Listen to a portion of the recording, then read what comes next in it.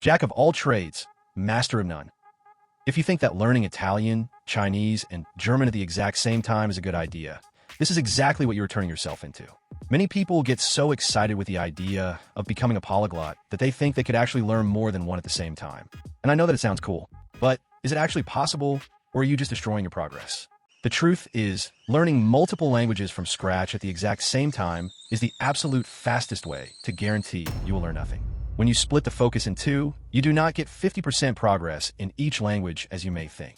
You get frustration, you get burnout, and you end up with a messy soup of mixed up words in your head. But what if I told you there's a highly effective way to learn multiple languages without losing your mind? The secret is not learning them simultaneously. It is a strategy called language stacking. Language stacking is the ultimate cheat code used by successful polyglots. Instead of attacking random languages all at once, you use one language to unlock the next. To understand why this works so well, you have to understand language families.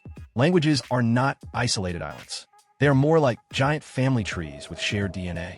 For example, let's look at the Romance language family. This branch includes languages like Italian, French, and Portuguese. Because they all evolved from Latin, they share a massive amount of vocabulary and very similar grammatical structures. However, if you try to learn Italian and French at the same time, your brain has to build two different foundations simultaneously. It gets confusing and annoying. It is exhausting. It is something similar to learning how to drive, but in the first half of your lessons, you have the steering wheel on the left side, and on the other half, you have on the right side. So, if you use the language stacking method, you focus 100% of your energy on reaching a solid intermediate level in Italian first. Once you have that foundation, something magical happens. When you decide to start learning French or Portuguese, you're no longer starting from zero. You already understand the grammar mechanics. You already have thousands of cognates and similar words stored in your brain. You basically get a 50% discount on the effort required to learn the new language. You just have to adapt to the new pronunciation and a few rule changes. You can even see it by yourself right now. Depending on which language you speak, I am sure that some other ones seem easier or harder for you.